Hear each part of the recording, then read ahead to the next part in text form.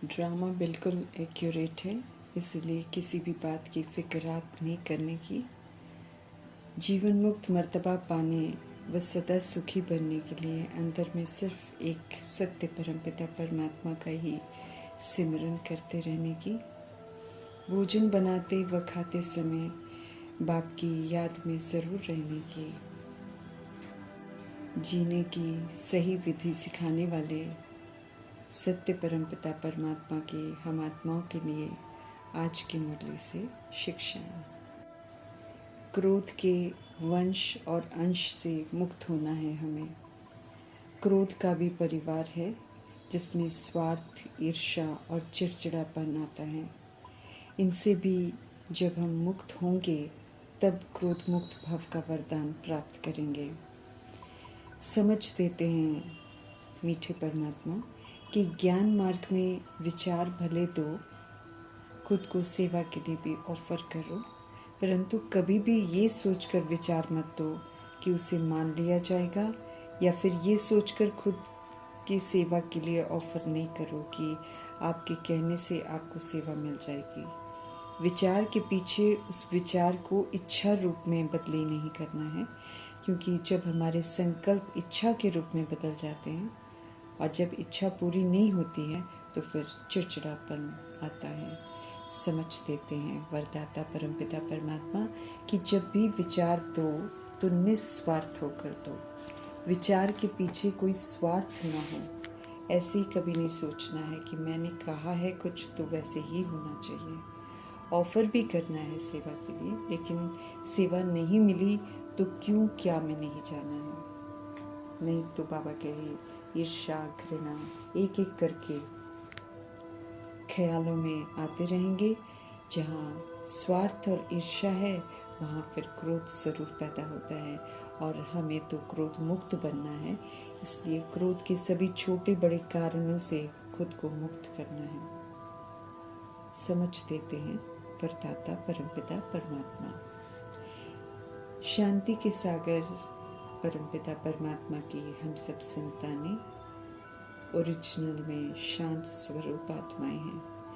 Drama का राज स्पष्ट कर मीठे परमात्मा ने हम आत्माओं के सब प्रश्नों के जवाब देकर सर्व तरह की नाराजगी से मुक्त कर संतुष्ट कर दिया है। मन, चित्त, दिल सब शांत कर दिए हैं। शांति दूत बना दिया है ताकि अन्य अशांत आत्माओं को शांति का दान दे। पुनः हमारे ऑक्यूपेशन की स्मृति दिलाकर मीठे परमपिता परमात्मा कहते हैं कि शांति दूत बन सभी को शांति दो। समय है विक्रम विनाश करने का, और नए विक्रम न हो इसका पूरा ध्यान रखने का। ध्यान तभी रहेगा जब हम सब याद में रहेंगे। इसलिए मीठे परमपिता परमात्मा का कहना है कि याद में रहकर हर कर्म करो तो कर्म तो श्रेष्ठ होंगे ज़रूर, साथ में सेवा भी होती रहेगी। वायुमंडल भी शुद्ध होता जाएगा, अन्य आत्माओं का बुद्धि का योग भी परमात्मा के संग लगा रहेगा और साक्षात्कार भी होता रहेगा। संगम युग में ही हृदय शुद्ध पवित्र हो सकता है, और उसकी विधि है प्रभु की याद में रहकर भोजन बनाना और याद में रहकर फिर भोजन खाना। प्रभु की याद में बनाया हुआ भोजन ब्रह्मा भोजन कहलाता है। याद में बनाए हुए ब्रह्मा भोजन की कदर रखनी है, प्रसाद की तरह उसको स्वीकार करना है, उसका एक दाना भी वेस्ट नहीं करना है। कलयुग के अनाज में ताकत नहीं है, क्योंकि उगाने की विधियां भी सही नहीं है और ज़मीन को भी कलराठी बना दिया है। ऐसे में अनाज में वो ताकत नहीं है जो कभी हुआ करती थी। परंतु याद में रहकर जब भोजन बनाएंगे तो परमात्मा यकीन दिलाते हैं कि याद से वो भोजन शक्तिशाली बन जाएगा, जिस खाने से खाने वालों को ताकत भी मिलेगी और हृदय भी शुद्ध होता जाएगा। शरीर में रहते हुए हम सब खुद को रूह समझें और उसे स्वाभाविक बना लें। इसलिए शिव पिता परमात्मा को ये रोज़ कहना पड़ता है कि रूहानी बाप रूहानी बच्चों को समझा रहे हैं, ताकि हम सब रूह बन सुप्रीम रूह की शिक्षाओं को सुने और फिर यथार्थ समझें, और फिर हमें सदा याद भी रहे कि बेहद के पिता हम आत्माओं को पढ़ाते हैं। हम सब गॉडली स्टूडेंट्स हैं, ये हमको सदा याद रहे। निरंतर सेवाधारी बन सेवा की युक्तियाँ रोज़ मीठे परमात्मा समझाते हैं, हमें उसे अमल में लाना है। जड़ मूर्तियों की गोरे और काले यादगार दर्शाते हैं कि कैसे आत्मा पुनर्जन्म में आते अपनी शक्तियों को खोते खोते विस्मृत हो स्वधर्म के विपरीत मार्ग पर चले पतित बन जाती है।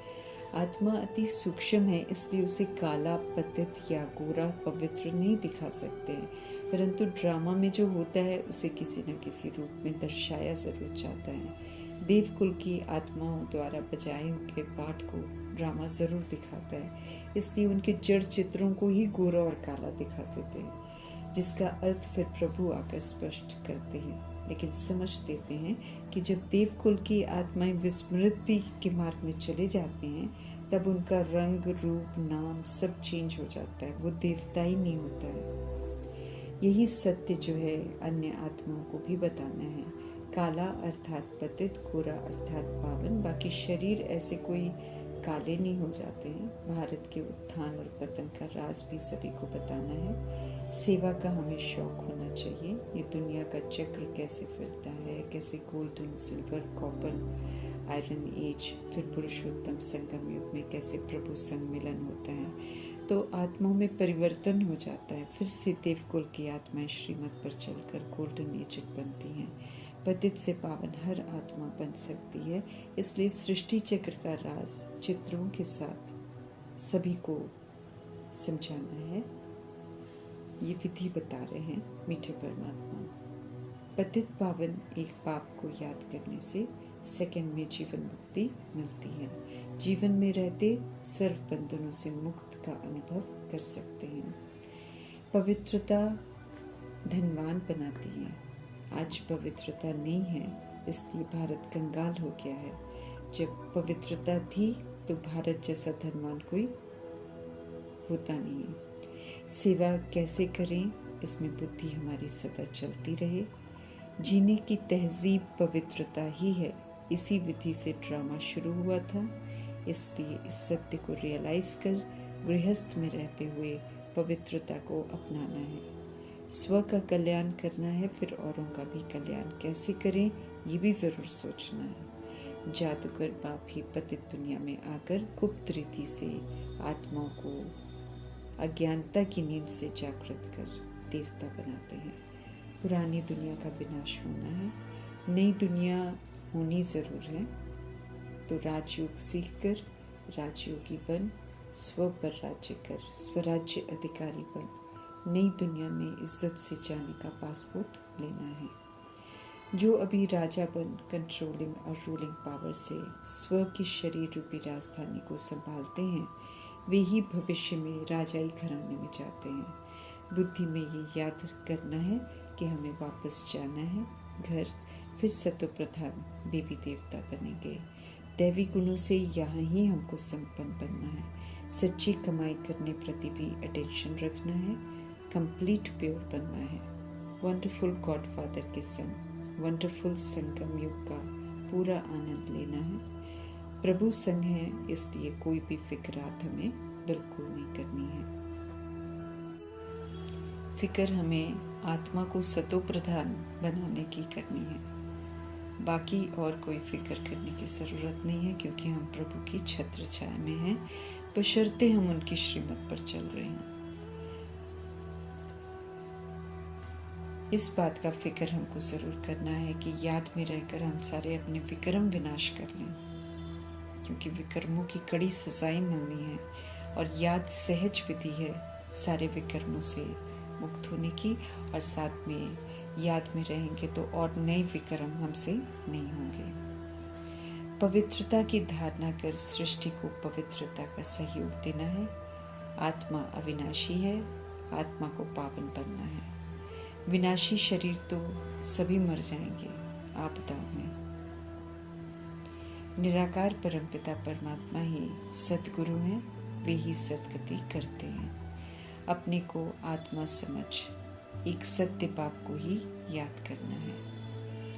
जितना हम उन्हें याद करेंगे उतना अथाह सुख पाएंगे।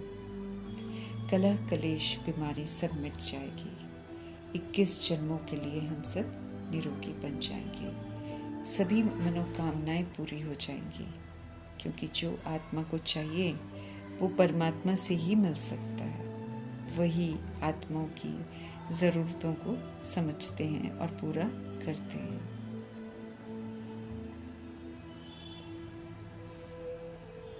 अपनी को आत्मा समझ अब एक सत्य बाप को ही याद करना है। इस पर विशेष बाबा हमारा ध्यान खिंचवाते रहते हैं, क्योंकि जब तक हम आत्मा समझते नहीं हैं तब तक परमात्मा को याद नहीं कर सकते हैं। सज़ा खाकर कुछ मिले उसमें हमको राज़ी नहीं होना है। बिना सज़ा खाए ऊंच मर्तबा लेना है। ये बाप की चाहना है। बुद्धि में निरंतर बाप की याद हो तो हम सब सेफ हैं। एक प्रभु से सर्व संबंध हो। अब इधर उधर नहीं भटकना है। जो पाठ बजाते हैं वही रिकॉर्ड हो जाता है और वही फिर इमर्ज हो जाता है। इसलिए श्रीमत पर चलकर अच्छा पाठ बजाना है। शिव बाबा को याद कर भोजन बनाएंगे तो वो भोजन बहुतों का कल्याण करेगा। सत्य बाप जो कहते हैं उसको अमल में ज़रूर लाना है। स्व उन्नति करते रहना है। इसी में स्व का भी और विश्व की सभी आत्माओं का कल्याण है। तो कल्याणकारी परमपिता परमात्मा की शिक्षाओं के लिए कल्याणकारी परमपिता परमात्मा जी का धन्यवाद करते हुए ओम शांति।